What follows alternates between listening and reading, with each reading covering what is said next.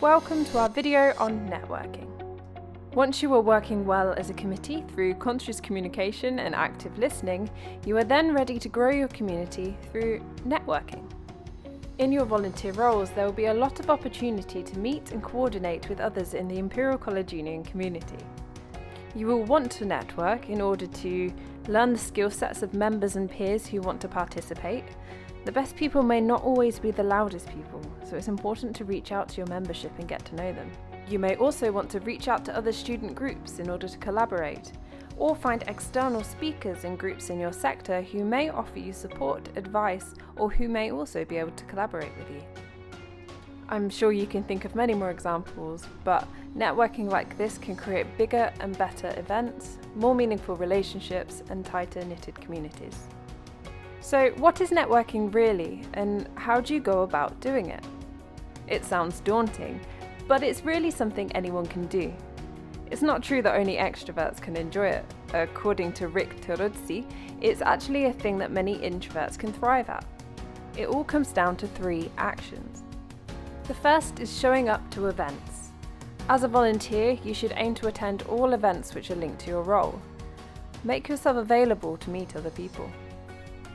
Second is reaching out to others in similar environments or with similar interests.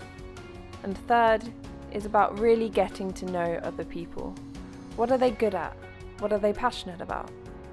Networking is about meeting people with similar interests and finding out about their perspective, what they do, and how you, or someone you know, can help them. Networking is just as much about helping other people connect and being the middle person as it is about finding others who can help you. In order to start networking at Imperial College Union, first you will need to do your research. Potential for networking here is unlimited, so I'll ask you a few questions to get you started. Who will you be working closest with? Are there any other groups, societies, representatives or volunteers that have similar goals in which you could collaborate or work together? If you're part of a social, cultural or faith group, do you know who your Liberation and Community Officer is? Are there any organisations outside of Imperial who you can learn from? And who can I contact at the Union for support? Your welcome booklet should give you all the correct information of who you can contact whenever you need any advice. After you've finished your research, you then need to reach out and ask people to get involved. To give some examples, you could send someone a message through their club society email or use Teams to message someone. Ask the union staff if they can think of anyone who might want to collaborate with you. Organise your own meetups in order to get to know each other. If you want to reach out to someone externally, send an email to their organisation or even reach out to connect with them on LinkedIn. You could volunteer your time with an external organisation to create a relationship or gain approval from the union to invite external speakers to speak at your events. Finally, once you've reached out and a person has decided to connect with you, it's up to you to get to know the individual. Find out what their goals are and what they're passionate about and ways in which you have similar interests. Even if you may not be able to work together straight away, creating the link makes new possibilities for the future. My final quick tip on networking comes from Isaac Sawanga's TED Talk on the 3 bones of networking.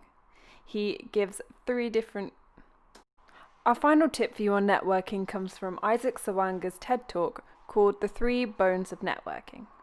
These bones act as your principles whenever you go to an event where you network, whenever you have the opportunity to reach out in general. The first bone you need is the wishbone. Know what you want and what you're passionate about. And when I say know what you want, I mean really know it. Know your role, your society, the way that you want to represent others and your cause. Second bone is the jawbone. Know what you're talking about and be humble about it. You don't need to talk yourself up, but rather show people why you're passionate about something. And third is the backbone. Keep persisting, keep trying, keep helping. Not every person you reach out to will be able to help your cause. Sometimes it's your responsibility to help them or connect them with someone else. Networking is about building a wider community and all the good things that come with that. We have looked at networking how to get started with networking in your volunteer role, and the 3 major principles of networking. We're now ready to move on to the final conclusion: building trust, empathy, and understanding.